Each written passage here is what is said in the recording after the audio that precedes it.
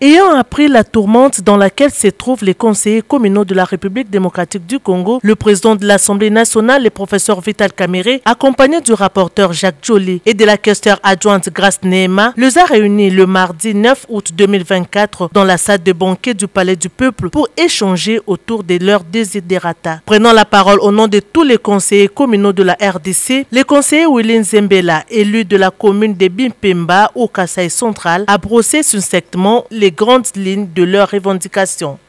Depuis notre élection, honorable président, nous avons connu de multiples problèmes liés aux infrastructures de travail.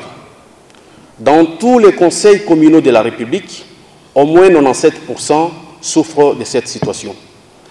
Ces problèmes, c'est une sorte d'incompatibilité qui existe entre les conseils communaux et les organes exécutifs communaux.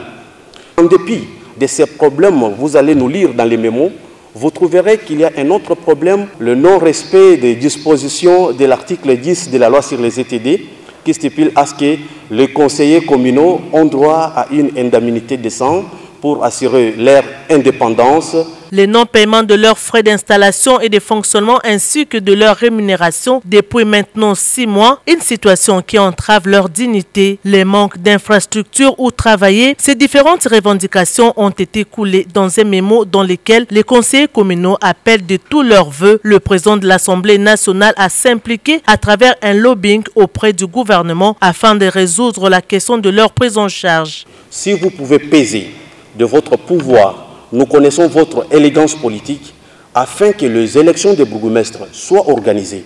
Cela va ouvrir une voie à une meilleure collaboration au niveau local. Avec une oreille attentive, le président de l'Assemblée nationale a écouté chacun des intervenants avant de rencontrer un à un chaque problème soulevé. Il a relevé le fait que les conseillers communaux ont droit de jouir de leur mandat en travaillant dans de bonnes conditions avec un bon traitement, car ils ne sont pas moins que les députés nationaux, étant donné que tous sont des élus du peuple. Vous êtes effectivement l'émanation du peuple congolais dans vos fiefs où vous avez été élus. Soyez-en fiers. Il n'y a point d'énergie, ni d'intelligence, ni de courage pour servir le peuple si soi-même on souffre de la première maladie qui s'appelle la faim. Vous avez frappé aussi à la bonne porte, la porte des élus. J'ai bien noté la dichotomie, ou mieux le paradoxe qui existe entre d'abord les deux lois qui ne peuvent pas cohabiter. J'ai reçu une visite de courtoisie du président de la CENI, Denis Kadima, qui est un grand travailleur. Ne vous en faites pas, il n'a pas attendu votre requête pour venir me voir et discuter ensemble sur les difficultés qu'il rencontre. Il n'y a pas que l'élection des gouverneurs.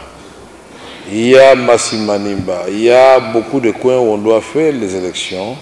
À travers votre porte-parole et à travers tous les amis qui sont intervenus brillamment ici à l'Assemblée nationale, dans le budget qu'on viendrait déposer ici, vous allez voir que cela va figurer dans le budget. Le président Vital Kamerhe a par la suite donné sa ferme promesse de prendre à bras le corps le problème des conseillers communaux en appelant à l'implication du gouvernement. Il a par ailleurs annoncé qu'il va réunir au niveau de Kinshasa les gouverneurs de la ville, les différents bourgmestres et les conseillers communaux de la capitale afin de définir un cadre de travail où doit régner la cohésion.